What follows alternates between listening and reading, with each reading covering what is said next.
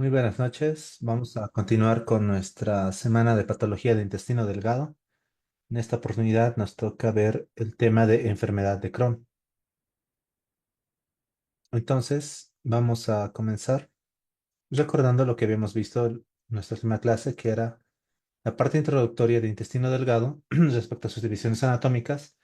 Pues recordamos, ¿no? Está dividido en tres, en el duodeno, el yeyuno y el ileum. El duodeno, cuya primera porción o se podría considerar la primera porción del intestino delgado, que recibe el quimo del estómago junto con la bilis y enzimas pancreáticas. El yeyuno, la segunda porción, principal sitio de absorción de nutrientes, especialmente de carbohidratos, proteínas y lípidos. Y respecto al ileum, pues la tercera porción, que se encarga de absorber las sales biliares para nuestro ciclo interno de lo que viene a ser las sales biliares. Y también se encarga de la absorción del complejo, ¿no? Del factor intrínseco con vitamina B12. Respecto a su irrigación arterial, pues recordamos, ¿no? El duodeno está irrigado por ramas de la arteria ilíaca y la mesentérica superior, y el duodeno distal, el yeyuno y el ilion por la arteria mesentérica superior. El drenaje venoso por la vena mesentérica superior, el drenaje linfático por vasos linfáticos paralelos a las arterias que conducen hacia ganglios mesentéricos, a la cisterna del quilo, al conducto torácico y a través del conducto torácico alcanza la vena subclavia izquierda. Respecto a la inervación del sistema parasimpático a cargo de los nervios vagos y del sistema simpático a cargo de los nervios esplácnicos. Respecto a la histología, tenemos cuatro capas. La capa mucosa, que está conformada por el epitelio, la lámina propia, la muscularis mucosa, compuesta por diferentes tipos de células, ¿no? Las que son más representativas son los cuatro tipos de células principales del epitelio, propias del pero propias del intestino delgado, y luego células del sistema inmunitario. Las que son propias del intestino delgado, tenemos pues entonces los enterocitos como la representación de la célula absorbente que tiene microvellosidades. Luego tenemos las células de Goblet que se encargan de la producción de mucina con un factor defensivo. Las células enteroendocrinas que producen gránulos o que contienen gránulos secretores de agentes reguladores de la función del epitelio. Y de igual forma las células de Paneth en la base de la cripta que contiene gránulos secretores con factores de crecimiento, enzimas digestivas y péptidos antimicrobianos. Finalmente, las células M y los linfocitos intraperitoneales como células del sistema inmunitario.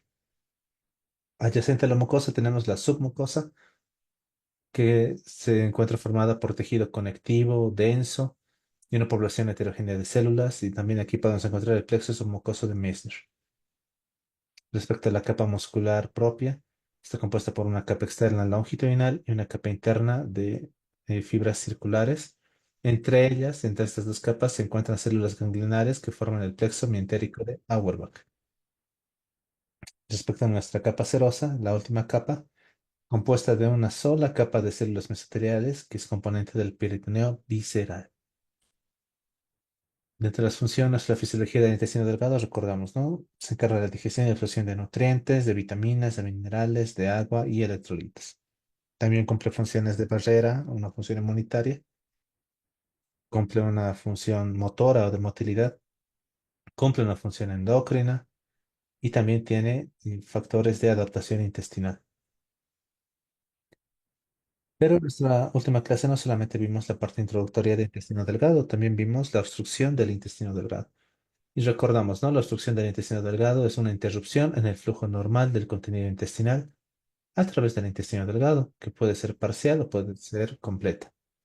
Las causas más comunes son las adherencias postoperatorias, las hernias atascadas, los tumores, la intususcepción, los vólulos, la enfermedad de Crohn y cuerpos extraños.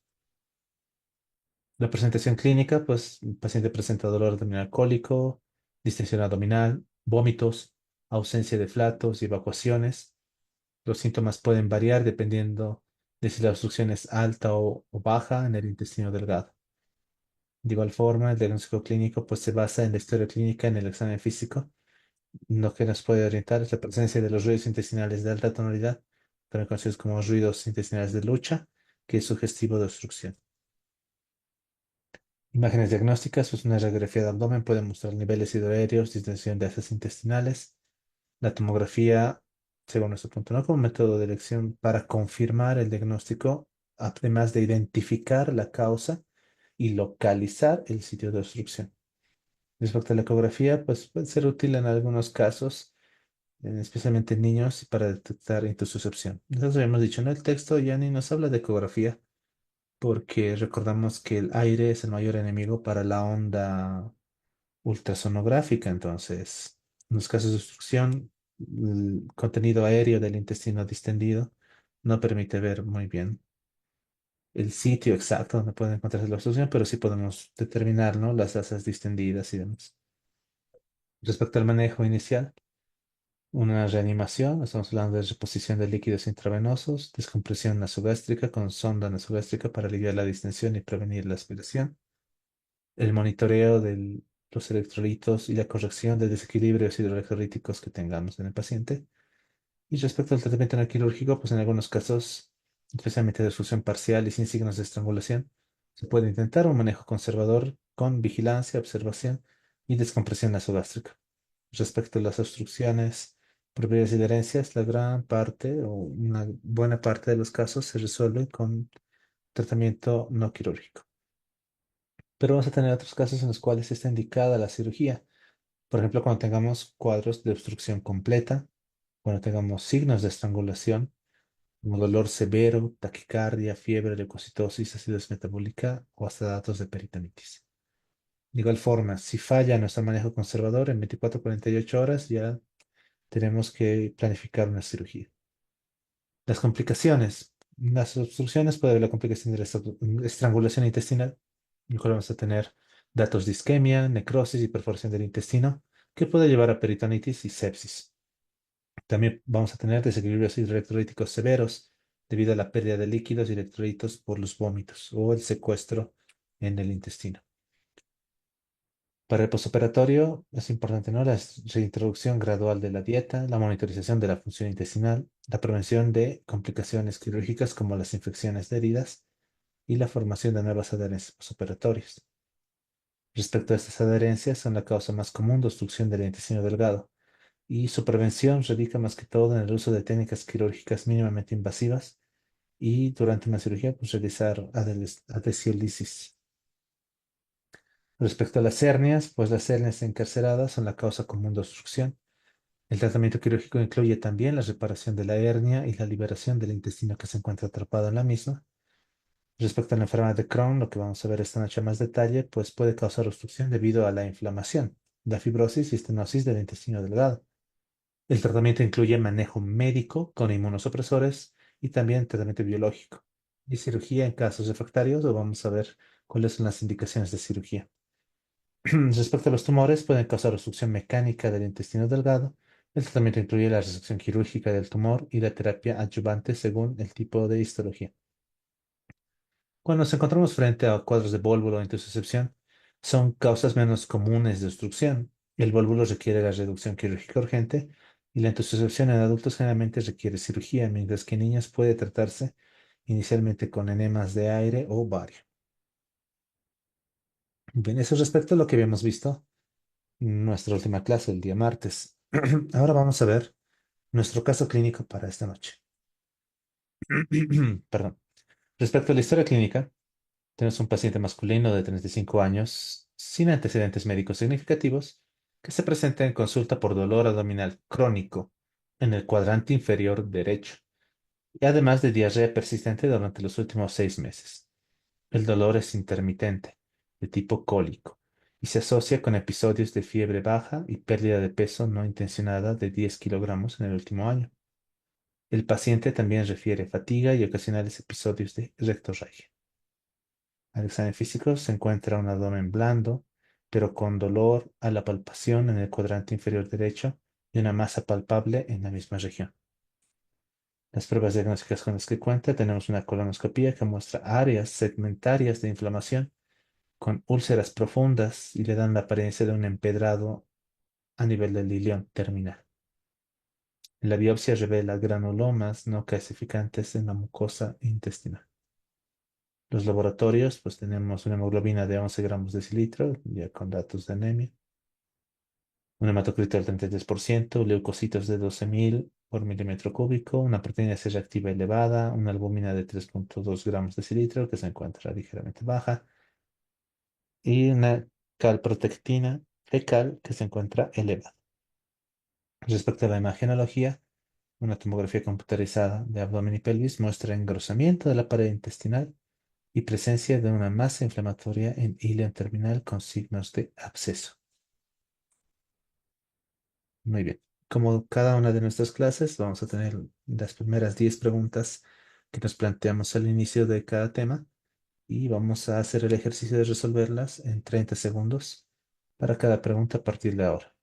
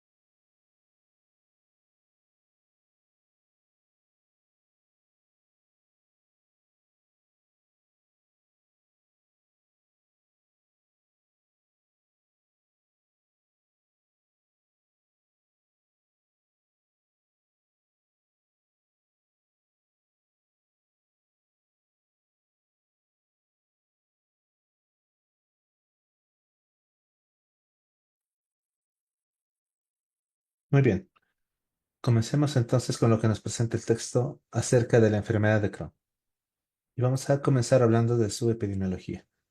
Tenemos nuestra primera pregunta a responder a lo largo del tema.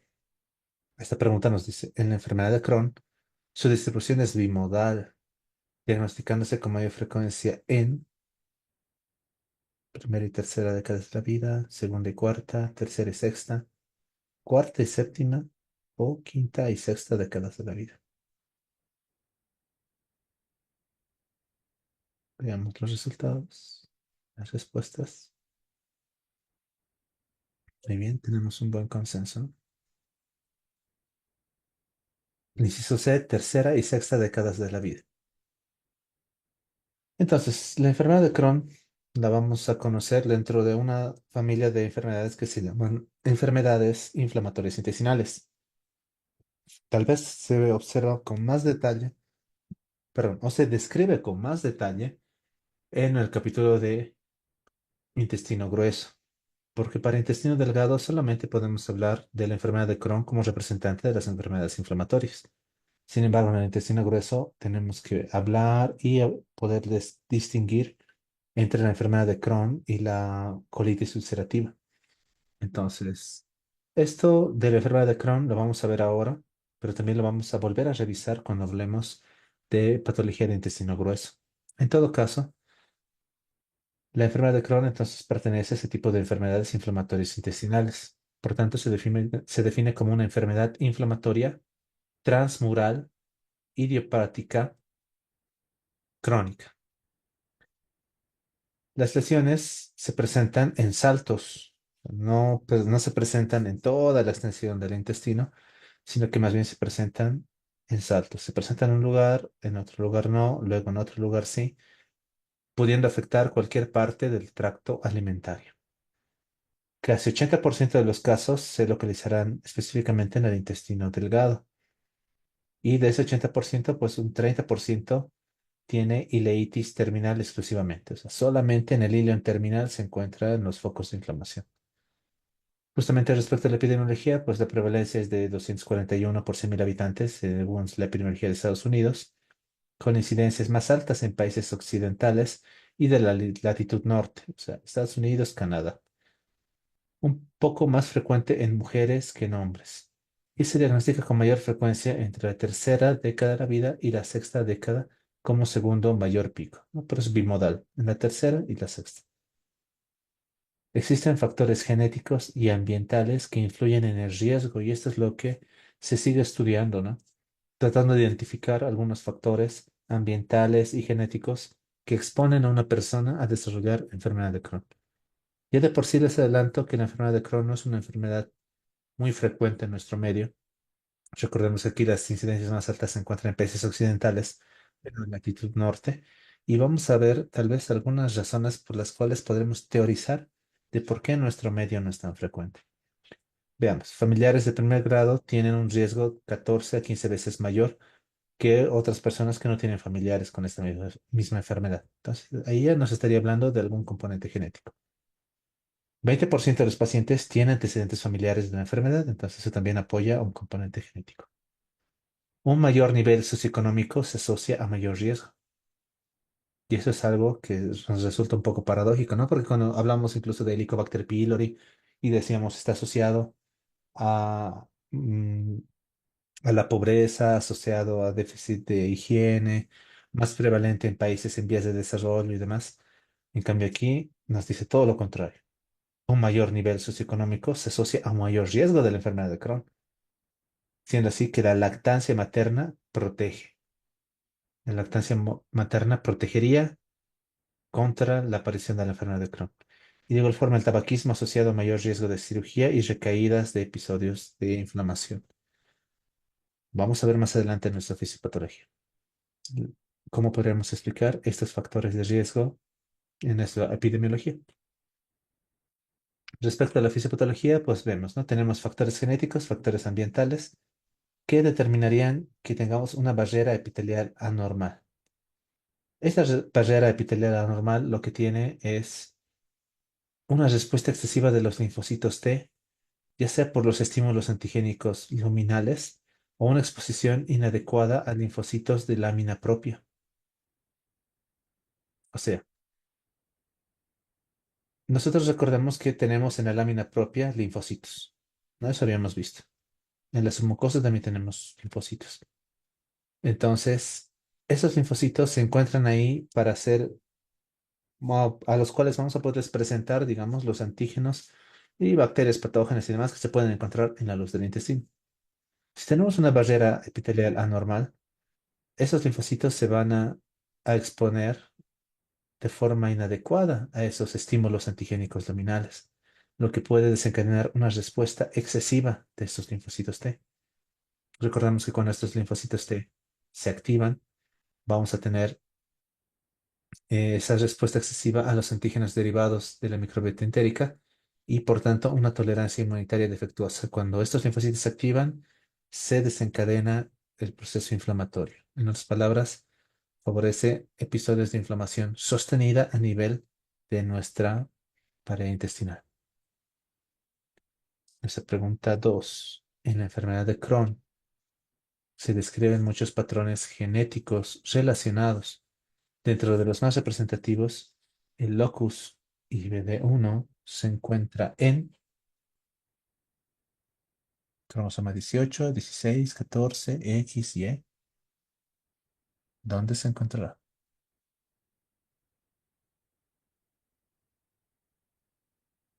Veamos nuestras respuestas.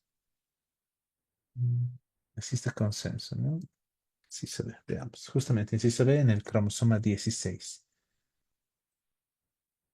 Dentro de nuestra fisiopatología, pues tenemos que buscar ese trasfondo genético, ¿no? Y es por eso que han empezado a buscar esos genes.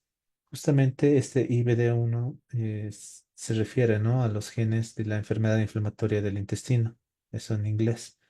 Y que este IBD1 se encuentra en el cromosoma 16.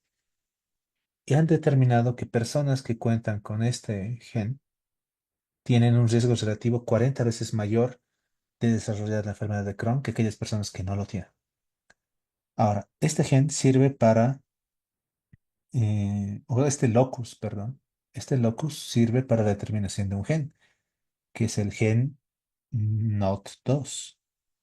De igual forma, este gen NOT2, y nosotros recordamos que los genes nos sirven a nosotros como moldes para la transcripción proteica o para la producción proteica tras transcribir la información genética, pues vamos a tener productos proteicos de este gen que se encargan de ser mediadores en la respuesta inmune innata. Y estos mediadores, pues, se activarán frente a la presencia de patógenos microbianos. Y es por eso que este IBD1 que se encuentra en el cromosoma 16 está en relación justamente de la enfermedad de Crohn, ¿no? Es lo que han logrado identificar. Ahora, no es el único locus, ¿no? Tenemos también el IBD2, que se encontraría en el cromosoma 6, pero que todavía se encuentra en estudio. Este IBD1, que está en el cromosoma 16, sí está más estudiado. Como dice aquí, 40 veces mayor riesgo relativo cuando uno presenta ese locus en sus genes. También cuando nosotros hablábamos de apendicectomía, nos tocaba hablar un poco respecto al impacto que tiene la apendicectomía en la función del intestino, tratando de encontrarle una función al apéndice. Y recordamos, ¿no? La apendicectomía como tal, cuando hacemos una apendicectomía, el paciente tendría una reducción en el riesgo de sufrir colitis ulcerosa. Sin embargo, tendría un aumento del riesgo de cursar con una enfermedad de Crohn. En ese sentido, el texto nos dice que esto es importante porque es difícil poder determinar si la apendicectomía condiciona a una enfermedad de Crohn o es que acaso podemos pensar que la enfermedad de Crohn se encuentra de forma incipiente y que la apendicectomía o la apendicitis se encuentra de forma concomitante y después del procedimiento recién podemos empezar a diagnosticarlo. O sea, no es que sea secundario, sino que se han presentado de forma casi paralela. Esa es la parte de incógnita, ¿no? Que nos deja el libro respecto al efecto de la apendicectomía en los pacientes. Perdonen. Tenemos esta pregunta 3. Justamente quería avanzar esto un poco más rápido para volver al tema de la fisiopatología, pero vamos a volver, no se preocupen. En la enfermedad de Crohn, la característica patológica distintiva es,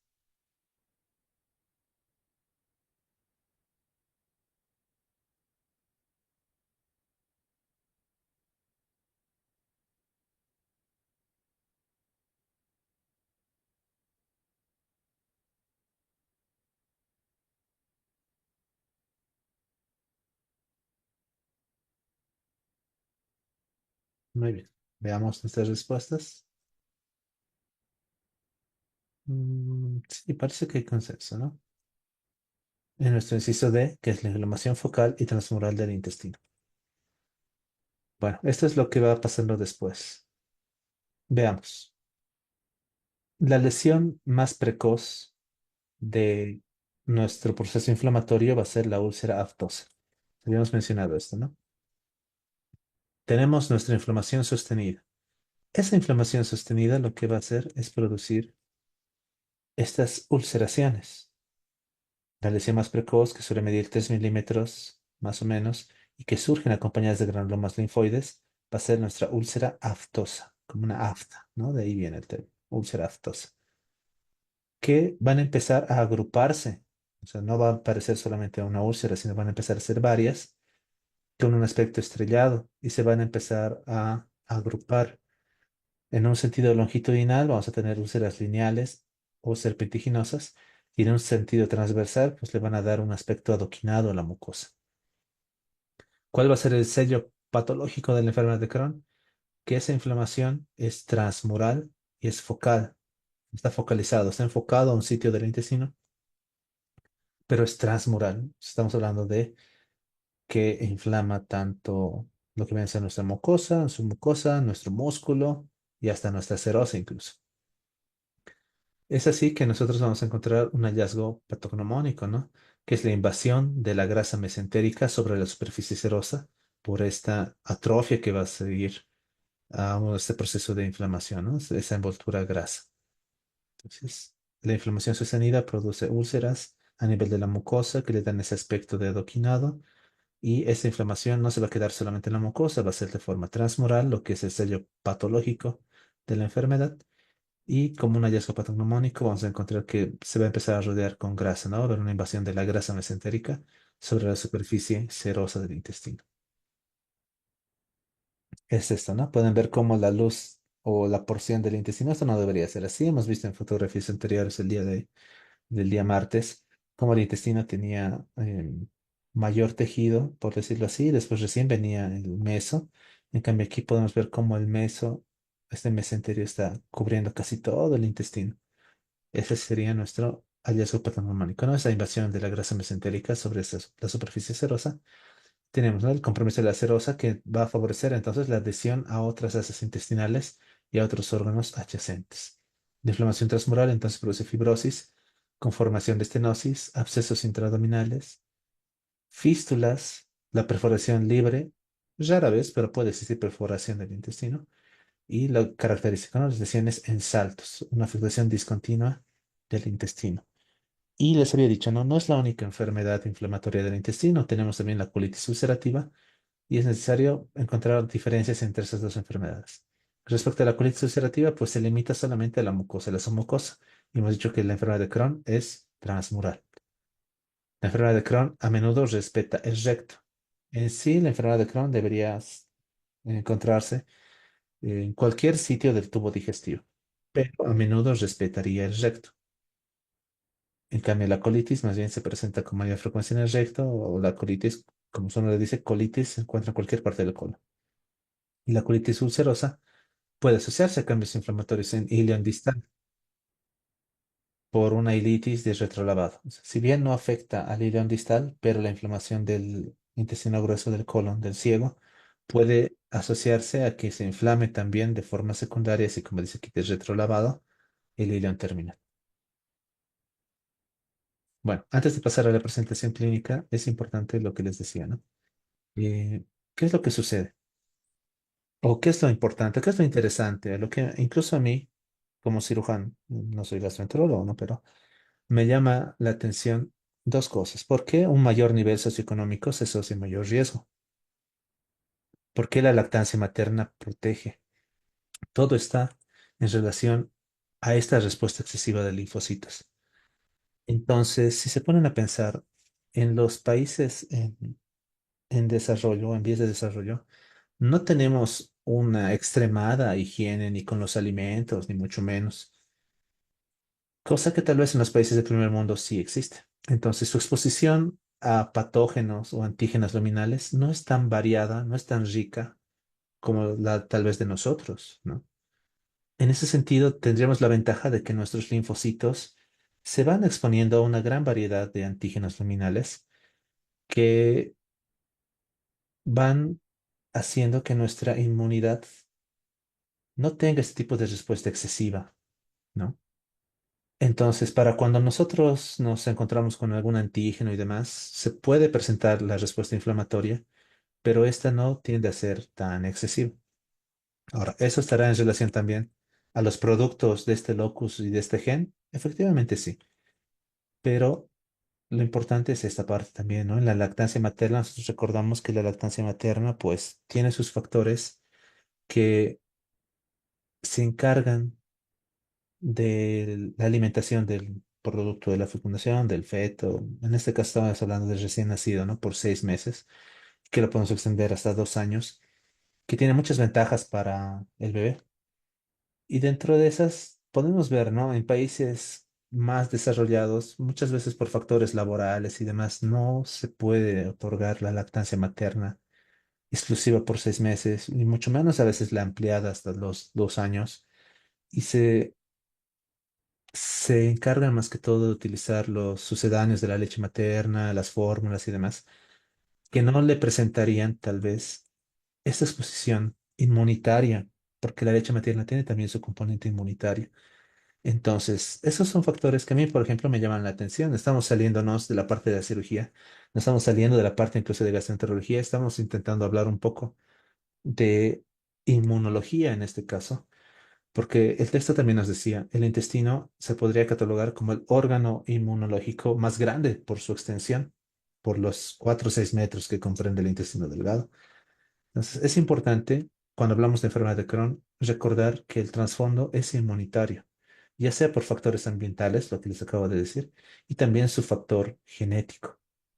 Entonces, eso es algo que tenemos que agradecer, tal vez de pertenecer a un país tercermundista, ¿no? Por lo menos de este tipo de enfermedades no tenemos mucha frecuencia, no tendríamos mucho riesgo relativo tampoco. Pero bueno, veamos la presentación clínica.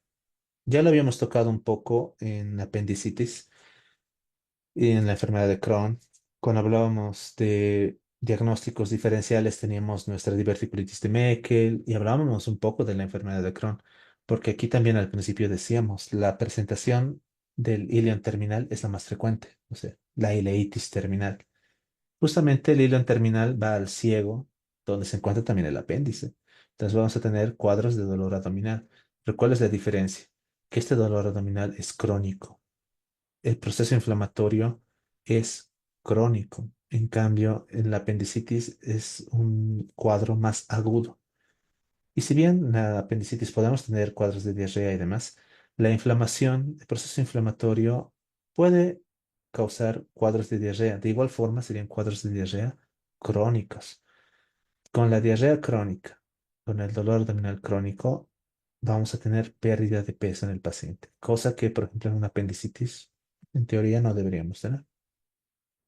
Y entonces, para poder identificar los tipos de presentación que vamos a tener de la enfermedad de Crohn, tenemos las diferentes formas de presentación de la enfermedad de Crohn. Podemos tener una enfermedad de Crohn de tipo fibroestenótica, que como su nombre lo dice, va a encargarse de producir más que todo estenosis del intestino. Una enfermedad fistulizante, que se va a encargar de perforar el intestino, de producir fístulas intestinales. O también una enfermedad inflamatoria agresiva. Se pregunta 4 de nuestro tema de esta noche a responder durante la exposición. Nos dice, si bien la enfermedad de Crohn puede afectar a todo el tracto intestinal, por su frecuencia, generalmente la afectación es, y creo que lo acabamos de decir también, ¿no? Veamos.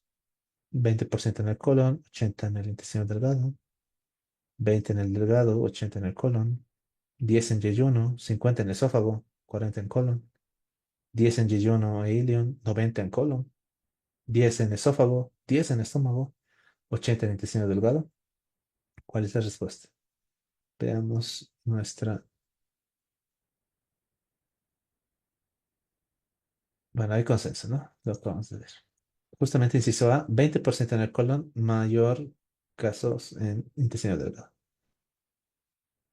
Entonces, recordamos, ¿no?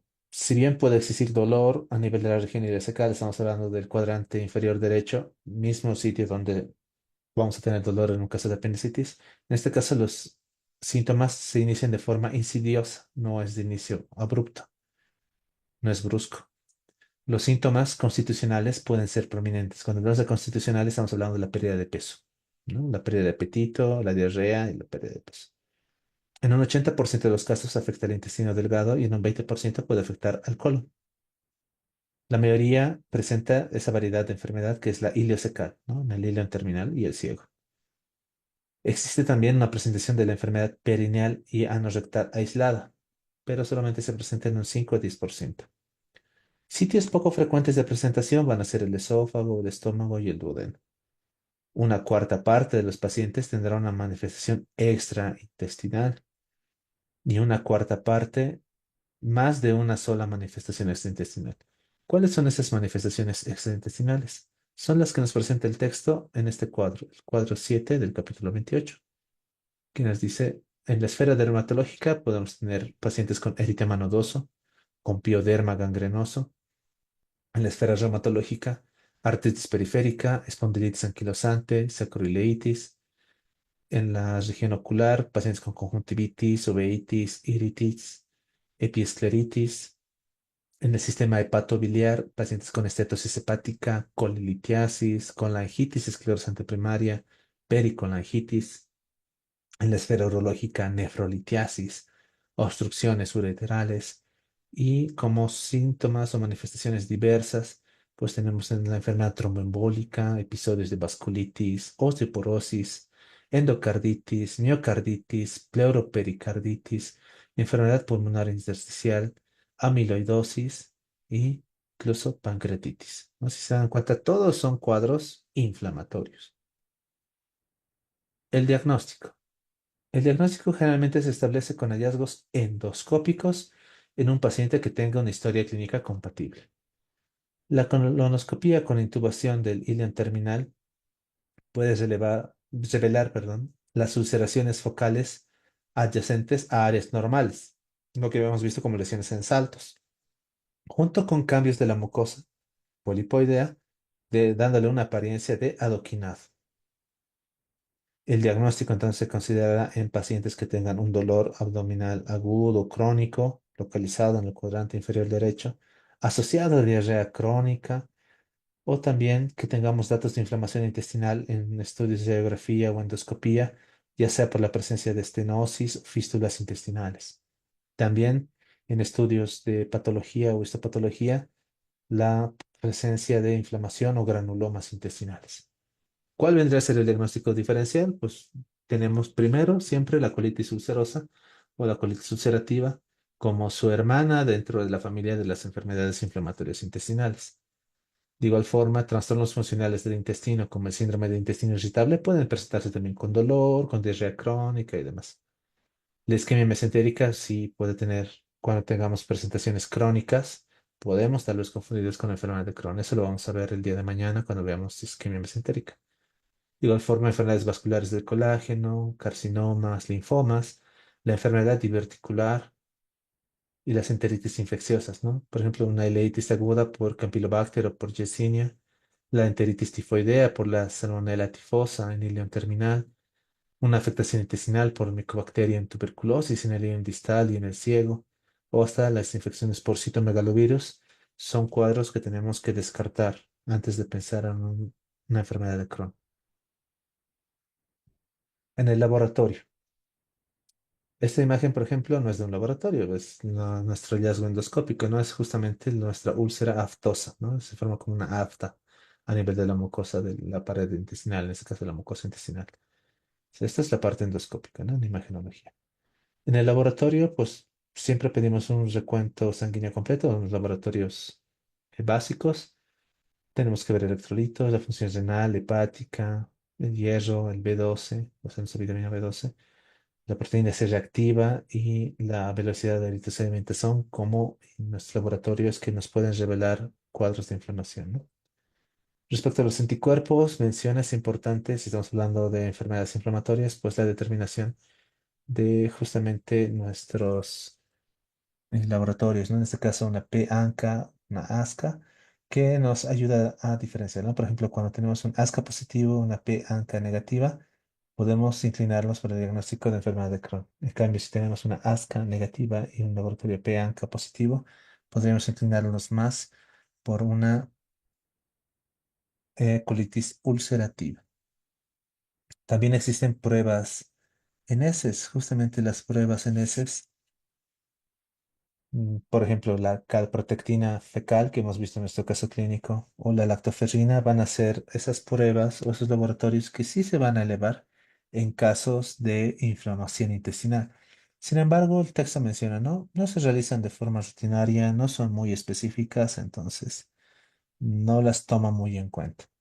Respecto a la imagenología, podemos hacer estudios de radiología con bario o una enterografía por tomografía por resonancia magnética que nos ayuda a evidenciar las estenosis y también esa apariencia, ¿no? De las redes de úlceras, incluso de fisuras, que son las lesiones que se presentan en la mucosa.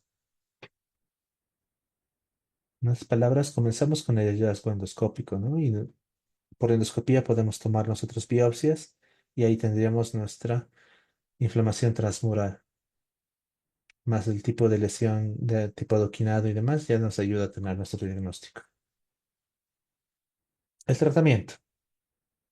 Si estamos hablando de una enfermedad crónica, una enfermedad que tiene un trasfondo genético y demás, no existen tratamientos curativos disponibles. El apoyo nutricional es importante para evitar la desnutrición. Habíamos dicho también que los síntomas constitucionales son importantes en esta enfermedad. Y es por eso que asociado a algún tipo de tratamiento para controlar la inflamación, tenemos que asociarlo siempre a unos regímenes enterales agresivos, por ejemplo, en algunos casos hasta la nutrición parenteral, ya sea total o parcial, para evitar que nuestro paciente entre en un cuadro de desnutrición importante. Entonces, el tratamiento para empezar no es curativo. Podemos tener un tratamiento médico, sí, que generalmente induce y trata de mantener la remisión de la enfermedad, tratando de controlar el proceso inflamatorio. Y también tenemos un tratamiento quirúrgico. Si no hubiera un tratamiento quirúrgico, no estaría en el capítulo de cirugía, ¿no? Pero este tratamiento quirúrgico se reservará solamente para indicaciones específicas. No es que una enfermedad de Crohn debe ir sí o sí a cirugía. Por tanto, la actividad de la enfermedad de Crohn se valora mediante lo que el texto nos menciona como el índice de actividad de la enfermedad de Crohn o índice de Harvey-Bradshaw. Este índice nos ayuda a clasificarlo en asintomática, en leve, moderada y grave. Los cuadros leves y moderados generalmente tienen un manejo ambulatorio. En cambio, los casos graves o incluso fulminantes requerirán hospitalización. En ese sentido, cuando hablamos del tratamiento médico, nos menciona, ¿no?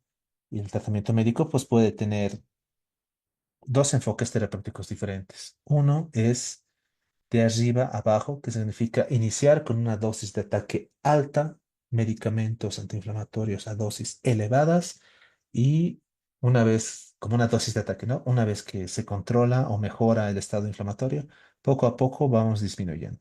O todo lo contrario, un enfoque terapéutico de aumento, en el cual vamos iniciando con antiinflamatorios, con medicamentos a dosis bajas y que vamos a ir aumentando de forma gradual, dosis-respuesta. Entonces, esos son los dos tipos de enfoques terapéuticos que nos menciona el texto en este caso. ¿Y qué medicamentos podemos utilizar? Pues el texto nos presenta una gran variedad de medicamentos que podemos utilizar. Desde los antibióticos, que servirían como un complemento en caso de complicaciones infecciosas, especialmente en casos de enfermedad perianal, en los cuales podemos utilizar metronidazol o ciprofloxacino, o en los casos que tengamos fístulas y una enfermedad activa en el colon. Nos menciona que también se puede utilizar otra familia de medicamentos que son los aminosalicilatos, como el ácido 5-aminosalicílico o también conocida como mesalamina. Y también tenemos los corticosteroides, ¿no? Un tratamiento inicial que puede ser vía oral utilizando budesonida y en el caso de enfermedad grave podemos iniciar corticoides por vía endovenosa. Recordamos, ¿no? Los corticosteroides más que todo por su efecto antiinflamatorio. Estamos hablando de una enfermedad inflamatoria, inmunológica, podemos utilizar inmunomoduladores. El texto nos menciona, ¿no? Se puede utilizar acetioprima de tiopurina, también la 6-mercaptopurina, o como una alternativa hasta el metrotrexato intramuscular. Dentro también de los inmunomoduladores, pues tenemos lo que se conocen como tratamientos biológicos. Por ejemplo, el infliximab, un anticuerpo antifactor de necrosis tumoral alfa, o también nuestro vedolizumab como un anticuerpo monoclonal anti el alfa 4 beta 7. ¿No? Esto tratando de cortar esa cadena o esa cascada de la inflamación para disminuir la inflamación y controlar así mejor los síntomas. Ahora, habíamos dicho, la cirugía se va a reservar para casos específicos. ¿Cuáles son las indicaciones para la intervención quirúrgica? Tenemos en un inicio agudo de la enfermedad grave, si el paciente inicia ya con una enfermedad grave, en el caso de una colitis de Crohn o también en un caso de un megacolon tóxico, aunque esto es raro. ¿No? En esos casos tienen que ir a cirugía. También cuando tengamos un fracaso del tratamiento médico. ¿Cuál es ese fracaso? Que tengamos síntomas persistentes a pesar del uso prolongado de los corticosteroides, de los esteroides. Cuando tengamos recurrencia de los síntomas cuando se reducen las altas dosis de los esteroides. O cuando tengamos complicaciones inducidas por el uso de los medicamentos. Estamos hablando de la enfermedad de Cushing, por ejemplo, o hasta hipertensión inducida por los medicamentos. En esos casos podemos optar por una intervención quirúrgica. Respecto al desarrollo de las complicaciones de la enfermedad, pues cuando tengamos obstrucción, podemos operar. Cuando existe perforación intestinal, podemos operar. Presencia de fístulas complicadas, hemorragia intestinal o hasta riesgos de tumor maligno. Pues recordamos, siempre que exista inflamación crónica, va a existir también metaplasia. Con la metaplasia puede existir displasia y con toda displasia siempre hay riesgo de la formación de adenocarcinomas, tumores, ¿no? Entonces, cuando existe riesgo de la presencia de un tumor maligno, también podemos optar por la cirugía. Nuestra última pregunta a responder durante la clase. La indicación quirúrgica más frecuente para cirugía por complicaciones de la enfermedad de Crohn es,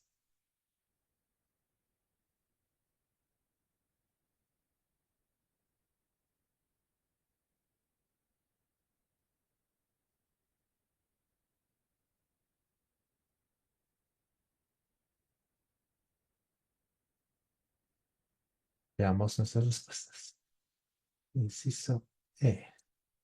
Y existe consenso, ¿no? Justamente la obstrucción intestinal. Veamos. La cirugía generalmente se reserva para pacientes sin respuesta al tratamiento médico agresivo. Incluso en el caso de los niños que pueden presentar enfermedad de Crohn, puede existir un retraso de crecimiento, que esto también constituye una indicación de cirugía en el 30% de los niños que tienen la enfermedad. Y una de las indicaciones más frecuentes es la obstrucción. ¿Qué sucede? Nosotros ingresamos a la cirugía y solemos encontrar abscesos y fístulas, pero no es que entramos por los abscesos y las fístulas. Más bien el paciente tiene un cuadro obstructivo, nosotros ingresamos por la obstrucción, pero también podemos encontrar abscesos y perforaciones, fístulas. En casos de abdomen agudo, en el que se evidencia, por ejemplo, una ileitis, no se recomienda la resección del ilion. ¿Por qué razón? Bueno, cuando nosotros reseccionamos, el tejido inflamatorio, el tejido inflamado, no es un buen tejido para hacer una restitución o, perdón, una anastomosis o algún tipo de procedimiento. Y, hay que estar muy seguros. Generalmente en el caso de que tengamos fístulas, perforaciones, ni modo, vamos a tener que reseccionar. Pero para poder volver a suturar, estamos hablando de una anastomosis para que no termine tal vez en una ostomía, tenemos que tener un buen tejido. El tejido inflamatorio, por ejemplo, una ileitis y demás, especialmente el ileón como tal, no es recomendado, porque también al ileón le llega abundante líquido. Y el ileón como tal, cuando tenemos perforaciones, estas perforaciones no suelen cerrar de forma espontánea con facilidad, suelen tardar también. El ileón es un tejido especial. Entonces, como dice aquí, en caso de ileitis, no tocarlo, no reseccionarlo. Aquí tenemos esta parte, ¿no? ¿El apéndice se puede extirpar? Sí, siempre y cuando el apéndice no esté junto a un ciego que esté inflamado. Si el ciego se encontrara con datos de inflamación, es mejor mantener el apéndice. Lo habíamos visto también en nuestro capítulo de apendicitis cuando hablábamos de cirugías en blanco, en la cual ingresamos por apendicitis y no, no era una apendicitis. Podría haber sido una ileitis de Crohn. Y ahí vemos, pero tiene el apéndice. ¿Lo sacamos?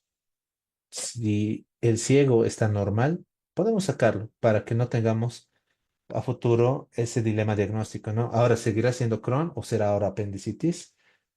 Si sacamos el apéndice, no vamos a tener ese dilema, ¿no?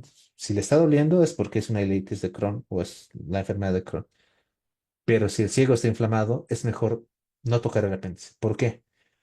Por lo que les acabo de mencionar. El tejido inflamado es malo para cicatrizar, va a perforarse, va a terminar en fístula. Entonces, si el ciego está inflamado, no se extirpe el apéndice.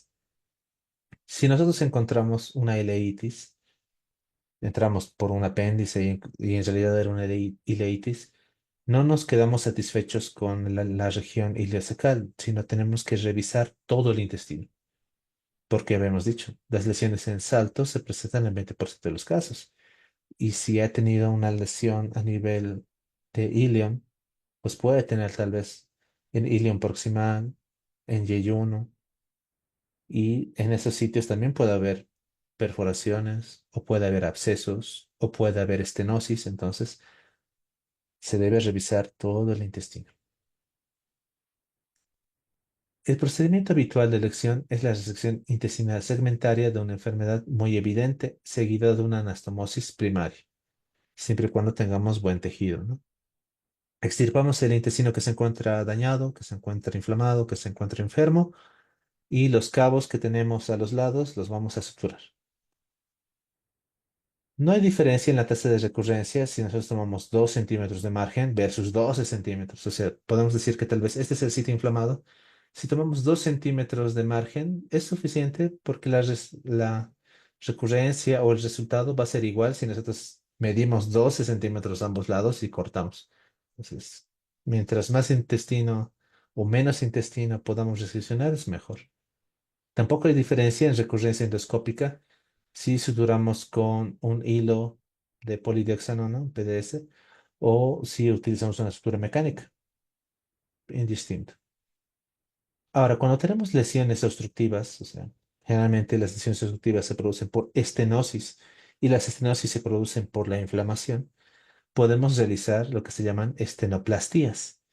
Y estas son muy similares a algo que habíamos visto en patología de estómago. Porque cuando nosotros hacíamos piloroplastías, ese píloro que se encuentra cerrado, nosotros le ampliamos su luz mediante la piloroplastía. En este caso tenemos un intestino que tiene disminuida su luz por la estenosis y podemos hacerle una estenoplastía. ¿Por qué digo que se parece a lo que hemos visto en el estómago? Porque la forma de hacer la estenoplastía es la misma. Similar a la técnica de Heinig-Mikulicz del estómago, es esta, ¿verdad? Seccionamos en este sentido longitudinal, o sea, podemos decirlo horizontal, pero vamos a suturar en este otro sentido. De esa forma estamos aumentando la luz. Esto en casos que tengamos menos de 12 centímetros, ¿no? De la lesión, ¿no? Si esto mide menos de 12 centímetros la estenosis, podemos hacer la de tipo Hennig-Mikulicz. Y para lesiones más largas, podemos utilizar una estenoplastia similar a la técnica Fini, que era esta, ¿no? Colocamos lado a lado el intestino en forma de U invertida, seccionamos y a ese nivel vamos suturando y se ha ampliado la luz. Esto para los casos que tenemos estenosis, ¿no? Ahora, se puede utilizar un bypass intestinal, cortar el camino, buscar otros caminos cuando estamos en presencia de abscesos o formaciones de masa inflamatoria densa que no se puede resecar. A veces el cuadro inflamatorio es tan importante que cuando nosotros ingresamos a quirófano y vemos el abdomen, solamente vamos a poder diferenciar una masa gelatinosa inflamada.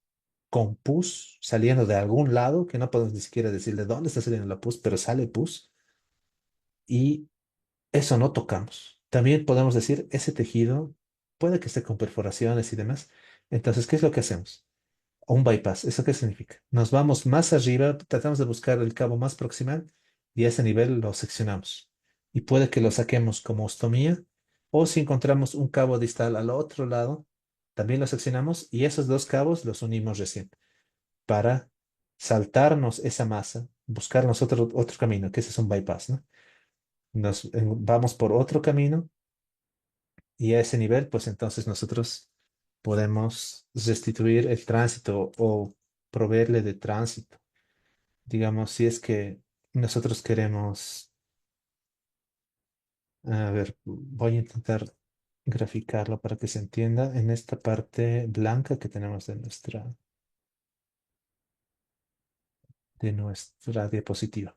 ¿No? Y aquí, por ejemplo, lo que les decía, podemos tener una masa.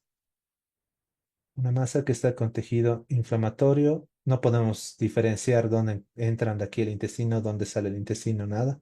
Y por aquí incluso está saliendo pus. Una masa inflamatoria con pus que de seguro debe tener perforaciones y demás. Y aquí encontramos el asa aferente, digamos. Aquí está ingresando el intestino y digamos que por aquí está saliendo. Entonces, esto nosotros no podemos tocar. Vamos a tocarlo y se va a destrozar. Masas densas que no son resecables. ¿Qué es lo que podemos hacer? Un bypass. Cortamos, vemos que este tejido sea bueno y lo que vamos a hacer es llevarnos entonces esas asas que están mejor, ese de aquí con una flechita, esas asas que tienen vitalidad, que tienen función, las ponemos lado a lado y hacemos nuestra anastomosis. Estamos saltando esta masa y estamos haciendo un bypass. Nos estamos yendo por otro camino para darle al paciente la capacidad de que pueda seguir alimentándose y estamos dejando esta masa a ese nivel. Le vamos a tratar con antibiótico, le vamos a dejar un drenaje, que esa masa se quede ahí y que el alimento no contamine más. Tal vez en una siguiente cirugía, cuando el paciente esté con mejor eh, estado el tejido y demás, tal vez lo podemos reseccionar.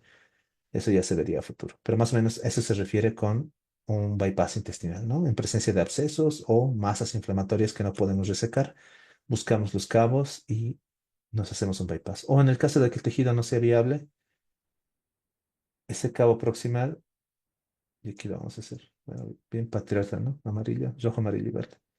En el caso de que no podamos hacer la anastomosis, esto nosotros lo volvemos en una ostomía. Esto lo sacamos a la pared abdominal y con una bolsa y el contenido intestinal sale al exterior. Y el cabo distal nosotros luego lo cerramos. Y después, en 3 meses, 6 meses, 9 meses, un año, dependiendo cómo mejora la parte inmunológica, cómo mejora la inflamación abdominal, podemos pensar después en hacer la restitución, la anastomosis, ¿no? Esas serían las opciones que tenemos frente a esas masas inflamatorias para tratar de darle cierta calidad de vida al paciente que pueda alimentarse, que pueda existir tránsito intestinal, ¿no? Bueno, respecto justamente a los resultados, tenemos complicaciones. Una tasa general de complicaciones que es elevada, es de 15 a 30%. Vamos a tener cuadros de infección de heridas, formación de abscesos intrarenales postquirúrgicos y lo que les decía, ¿no? Nuestras anastomosis pueden terminar con dehiscencia, puede haber fugas anastomóticas. Son 15 a 30%. Respecto a la recurrencia endoscópica, o sea, pacientes que han recibido tratamiento y hacemos control por endoscopía, vamos a ver recurrencia de las lesiones inflamatorias en un 70% dentro del primer año de vigilancia y hasta un 85% a los 3 años de vigilancia. O sea, una alta recurrencia. Respecto a la recurrencia clínica, hasta un 60% a 5 años de vigilancia y a 15 años de vigilancia hasta un 94%. O sea, es una enfermedad bien difícil de controlar. El riesgo de reoperación es necesaria en un tercio de los pacientes a los 5 años de haber tratado un evento o de haber operado. Y el tabaquismo es un factor de riesgo importante para la recurrencia de la enfermedad. Entonces recordamos que el tabaquismo pues favorece los estados proinflamatorios. Y si esta es una enfermedad inflamatoria, pues con mucha más razón se encarga de ser un riesgo importante para la recurrencia. Y bueno, eso respecto a la enfermedad de Crohn. Aquí en la parte de intestino delgado la presenta de una forma bien puntual. Nos vamos al punto. Cuando hablamos en el capítulo de intestino grueso, ahí tenemos más de dónde hablar de enfermedad de Crohn y úlcera o perdón, colitis ulcerativa porque tenemos que comparar. Tenemos que ver qué diferencias tenemos, cuándo podemos pensar en enfermedad de Crohn, cuándo pensamos en colitis ulcerativa. O sea, hablar de intestino grueso es más complejo respecto a las enfermedades inflamatorias intestinales. Pero bueno, vamos a comenzar con la resolución de lo que hemos presentado al principio, en nuestro caso clínico. Tenemos justamente un paciente masculino de 35 años y habíamos dicho, no, tenemos nuestros picos a los 30 y a los 60. Sin antecedentes médicos significativos, se presenta en consulta externa con un dolor abdominal crónico en cuadrante inferior derecho y diarrea persistente. Esto durante los últimos 6 meses, con un dolor intermitente, tipo cólico, y que se asocia a episodios de fiebre baja. Entonces recordamos, ¿no? Fiebre, siempre inflamación. Y a pérdida de peso, eso ya como un síntoma constitucional. Esta pérdida de peso no intencionada de hasta 10 kilogramos en el último año. Eso es llamativo. El paciente también refiere fatiga y ocasionales episodios de esta rectorragia. Al examen físico se encuentra un abdomen blando, pero con dolor a la palpación del cuadrante inferior derecho, en la cual se puede observar hasta una masa palpable. Las pruebas diagnósticas. Y aquí en esta imagen se puede ver muy bien. Justamente la apariencia de empedrado. Habíamos dicho nosotros en la fisiopatología que inicialmente vamos a tener una úlcera aftosa, una afta, pero que estas luego van a empezar a tomar un aspecto estrellado y van a empezar a unirse. De forma longitudinal se van a presentar así, en línea y en forma transversal van a empezar a adquirir esa forma de empedrado o adoquinado. Ese es el hallazgo endoscópico que ya nos sugiere una enfermedad de Crohn. Y se toma una biopsia en la cual se revela granulomas no clasificantes. Nosotros recordamos en nuestro medio, si bien tal vez no vamos a tener mucha prevalencia de enfermedad de Crohn, pero tenemos tuberculosis. Por donde veamos, órgano que nosotros nos imaginemos o recordemos puede tener tuberculosis en nuestro medio. Entonces, lo que es importante es que nuestra biopsia nos muestre que no existe esa necrosis clasificante, ¿no? Que podría decirnos que más bien se trata de una tuberculosis. Si no es clasificante, el granuloma es por inflamación crónica. En este caso, estaría en relación justamente a una enfermedad inflamatoria intestinal. El laboratorio, pues tenemos anemia, se puede ser tal vez por el tema de la desnutrición o por la rectorragia crónica que ha presentado. Tenemos leucocitosis, eso es en relación siempre a un proceso inflamatorio. La proteína C reactiva, que también se eleva en procesos inflamatorios. Y lo que decía el texto, ¿no? De forma puntual nos decía que sí, se puede pedir la calprotectina fecal, que puede elevarse en estos casos, aunque el texto dice, ¿no? Que no se pide de rutina, en este caso el paciente presenta el laboratorio y está elevado. En imagenología, pues se le hace una tomografía en la cual se evidencia un engrosamiento de la pared intestinal y la presencia de una masa inflamatoria en el ileón terminal con signo de absceso. Ya habíamos dicho, ¿no? La enfermedad de Crohn puede formar fístulas, puede formar abscesos y en este caso en el ileón terminal, que es el sitio en el cual con mayor frecuencia se presenta nuestra enfermedad de Crohn. Entonces, lo que hemos visto en el tema hemos encontrado en nuestro paciente. Ya para ir finalizando, tenemos las respuestas a nuestras 10 preguntas. Primero, ¿cuál es una característica distintiva de la enfermedad de Crohn en la colonoscopia? Pues la inflamación segmentaria con áreas de mucosa normal o las lesiones en salto. La enfermedad de Crohn típicamente muestra una inflamación segmentaria con áreas de mucosa normal entre zonas afectadas, conocida como lesiones salteadas o lesiones en saltos. La pregunta 2, ¿cuál de los siguientes hallazgos histológicos es más característico en la enfermedad de Crohn? Bueno, el texto lo dice de otra forma, no estamos hablando de la inflamación transmural. En este caso, los granulomas que no son calcificantes sí son una representación de un episodio o de inflamación crónica, que también forma parte de la patología de la enfermedad de Crohn. Entonces, la presencia de granulomas no calcificantes en la biopsia intestinal es característica de la enfermedad de Crohn. Ayuda a diferenciarla de otras enfermedades inflamatorias intestinales. Respecto a eso, recordamos, y lo teníamos en una diapositiva, lo vamos a ver también en patología de intestino grueso. En la colitis ulcerativa, la inflamación es solamente de la mucosa y submucosa. En cambio, la enfermedad de Crohn es transmural, puede llegar hasta la serosa. Pregunta 3. ¿Cuál es la complicación más común asociada a la enfermedad de Crohn? Pues tenemos, aquí no dice obstrucción, ¿no? Pero dentro de las complicaciones aquí tenemos la formación de abscesos intraabdominales. Los abscesos intraabdominales son una complicación común de la enfermedad de Crohn debido a la inflamación transmural y la formación de fístulas. 4. ¿Qué prueba de laboratorio es útil como marcador de actividad inflamatoria de la enfermedad de Crohn? No lo menciona tanto el texto, ¿no? Pero sí, sirve la calprotectina fecal. La calprotectina fecal como marcador sensible de inflamación intestinal. O sea, sensible para la inflamación. Nos puede sugerir la enfermedad de Crohn. No es específica, pero nos habla de que existe inflamación intestinal. Pregunta 5. ¿Cuál es el tratamiento inicial más adecuado para un paciente con enfermedad de Crohn con absceso intraabdominal? Tenemos los corticoides intravenosos antibióticos y los antibióticos. El tratamiento inicial de un paciente con enfermedad de Crohn con absceso intraabdominal incluye pues, corticosteroides intravenosos para reducir la inflamación y también los antibióticos de amplio espectro para tratar la infección.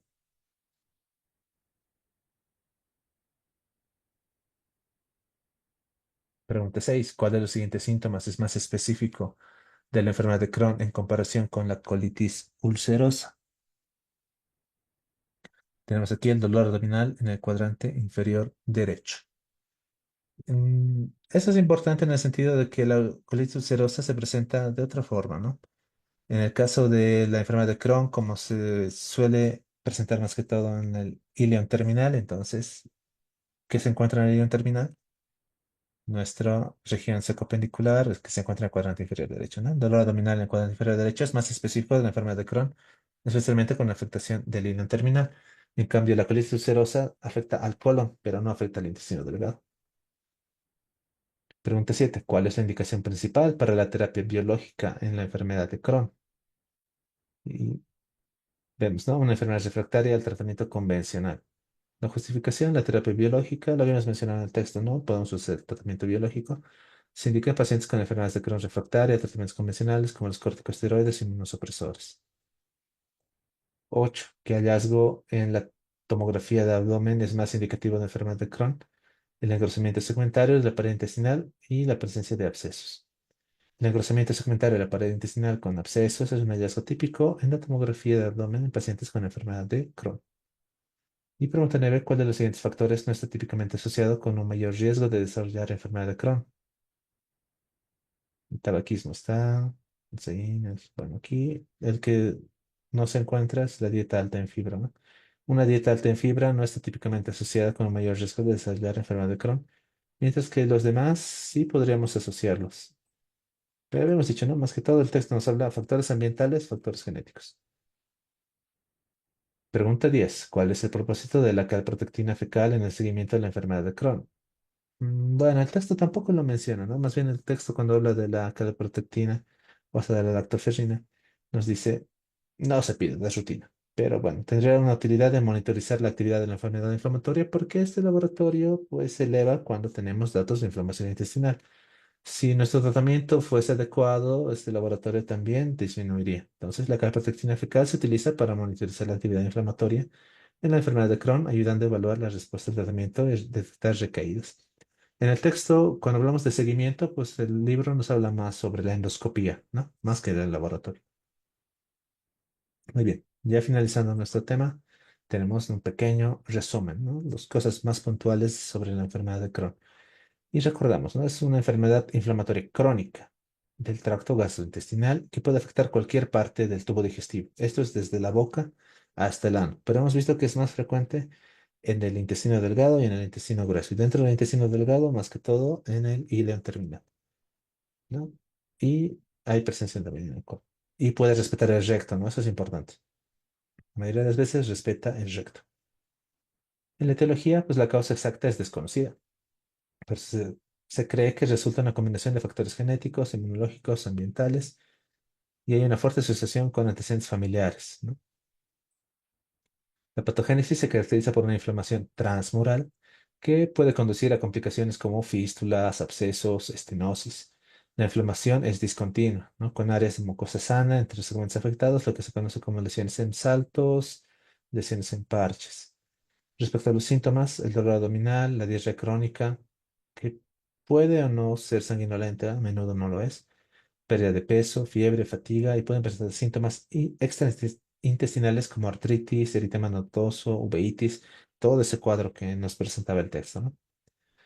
Para el diagnóstico, pues tenemos la endoscopía, en este caso la colonoscopía, con una visualización directa y la biopsia de la mucosa afectada, mostrando la inflamación transmural o los granulomas no calcificantes. En estudios de imagen, pues podemos realizar estudios de enterografía por tomografía, resonancia para evaluar la extensión y complicaciones de la enfermedad como estenosis, fístulas. Como biomarcadores, pues tenemos la elevación de la proteína C reactiva, que no es muy específica. De igual forma, la calprotectina fecal, que no es muy específica, ¿no? Más que todo, nuestra biopsia y la colonoscopía o los estudios endoscópicos nos ayudan a ver los signos clásicos. Las complicaciones, la formación de fístulas, que son conexiones anormales entre el intestino u otros órganos, los abscesos intraabdominales por acumulaciones de pus en el abdomen, la estenosis intestinal, el estrechamiento del intestino que puede causar episodios de obstrucción y algo importante, ¿no? La desnutrición, debido a la mala absorción, la pérdida del apetito, los síntomas constitucionales. El tratamiento médico, pues tenemos, ¿no? Los aminosalicilatos utilizados principalmente en la enfermedad que es leve a moderada, los corticosteroides para control a corto plazo de los brotes agudos, los inmunomoduladores, como la citoprima, lo que vimos, ¿no? La 6-mercaptopurina, hasta el metotrexato. Y dentro de los biológicos, ¿no? El infliximab, adalimumab, vedolizumab, como inhibidores, ¿no? Del nuestro factor de humoral alfa, las integrinas, inhibidores específicos de interleucinas que nos sirven para tratar de controlar el estado inflamatorio. Esto especialmente en enfermedad moderada severa. El tratamiento quirúrgico, que recordamos, no es curativo, vamos a tratar más bien de resolver las complicaciones, como las fístulas, los abscesos, las estenosis refractarias, e incluyen la resección segmentaria, una estructuroplastía, lo que hemos visto, ¿no? A veces hasta unos bypasses y el drenaje de los abscesos, lastimosamente con alto riesgo de complicaciones. Las indicaciones quirúrgicas, estamos viendo la estenosis refractaria, el absceso intraabdominal o pélvico, las fístulas complejas, la enfermedad perianal severa también. Para el seguimiento, pues es evaluar de forma regular con estudios de endoscopía para monitorizar la actividad de la enfermedad, detectar complicaciones como displasia, siempre descartando, ¿no? Las neoplasias. También la evaluación de biomarcadores, estudios de imagen según la necesidad. Y también hay que vigilar las complicaciones postquirúrgicas, ¿no? Que el texto nos decía, lastimosamente se presentan con mucha frecuencia al primer año, a los 3 años, a los 5 años, donde vamos a tener recurrencia de la enfermedad, como una en el sitio de anastomosis después de una resección o las fugas anastomóticas. También cuando hacemos resecciones muy extensas podemos condicionar al paciente a un síndrome de intestino corto. Respecto a la nutrición, el texto nos decía es muy importante utilizar regímenes nutricionales para evitar que el paciente es- sea un paciente desnutrido. Estamos hablando de terapia nutricional, nutrición enteral, parenteral en casos de malnutrición severa, el uso de dieta baja en residuos que puede ser útil en casos de estenosis. Y el texto no menciona mucho, ¿no? Porque estamos hablando justamente de patología de intestino delgado, pero recordamos, la enfermedad de Crohn puede afectar también el colon hasta el final, o sea, también la región perianal. Eso lo vamos a ver con más detalle en el capítulo de intestino grueso, pero también hay que recordar, ¿no? Tenemos la enfermedad perianal por la enfermedad de Crohn, con la formación también de fístulas, abscesos perianales, que son comunes en la enfermedad de Crohn, que se pueden tratar con drenajes, con tratamientos biológicos y demás, pero lastimosamente no tienen un buen resultado, ¿no? La enfermedad perianal es una enfermedad de muy difícil manejo. En pacientes pediátricos, pues la enfermedad de Crohn puede afectar el crecimiento, el desarrollo en los niños, entonces requiere un enfoque multidisciplinario. Por eso muchas veces se puede preferir un tratamiento quirúrgico justamente para evitar que el impacto en el crecimiento y desarrollo en los niños sea muy importante. Respecto al pronóstico, pues la enfermedad de Crohn es una enfermedad crónica, es recidivante, no hay un tratamiento curativo. Con un manejo adecuado, muchos pacientes pueden lograr periodos prolongados de remisión, aunque las complicaciones y la necesidad de intervenciones quirúrgicas pueden ser frecuentes. Ya hemos visto, ¿no? Al primer año, a los 3 años, muchos pacientes tienen recidivas, recurrencias.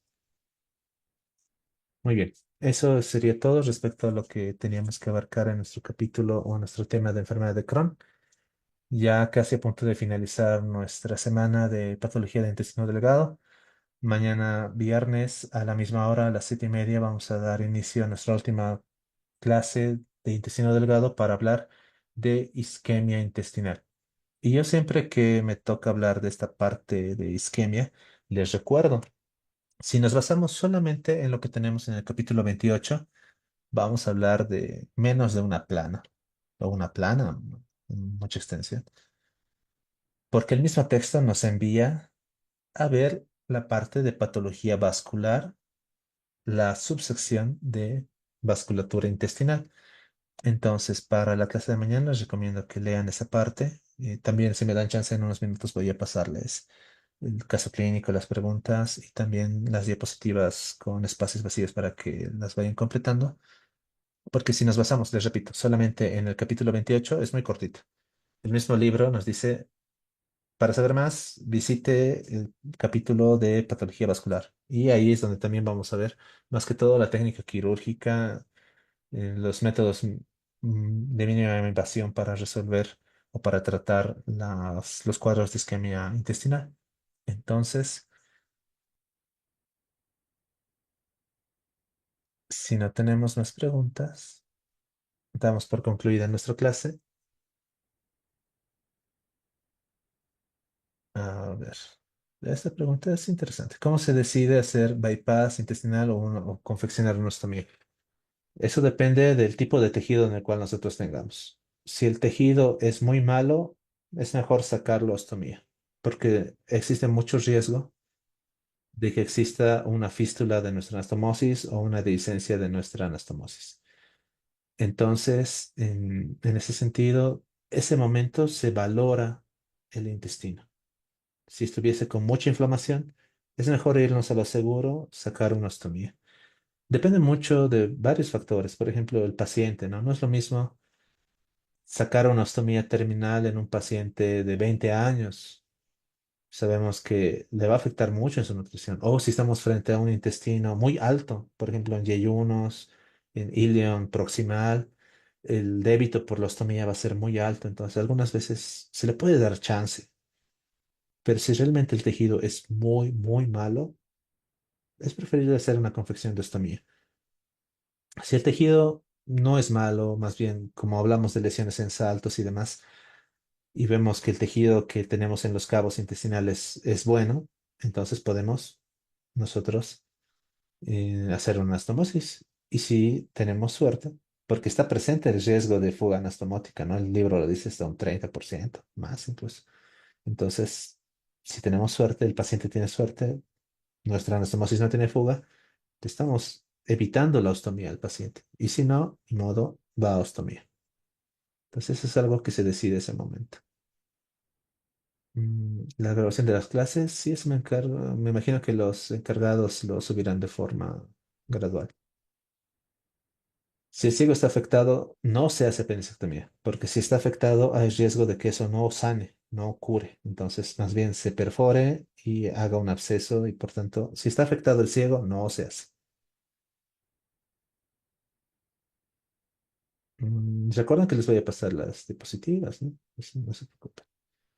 ¿Qué más tenemos que revisar para la siguiente clase? Vean la parte de isquemia intestinal, lean los pocos párrafos que tenemos en el capítulo 28 y al final ahí dice, dirigirse al capítulo tantos de patología vascular y luego se dirigen a ese capítulo y ahí se encuentra la parte de patología intestinal que presenta más que todo en los métodos mínimamente invasivos, las cirugías, los procedimientos quirúrgicos para el tratamiento. Muy bien, si no tenemos más preguntas, entonces damos por finalizada nuestra clase. Nos vemos el día de mañana con el último tema de nuestra semana de patología de intestino delgado. Y ya para la próxima semana tendremos patología de intestino grueso. Que tengan muy buenas noches. Hasta el día de mañana.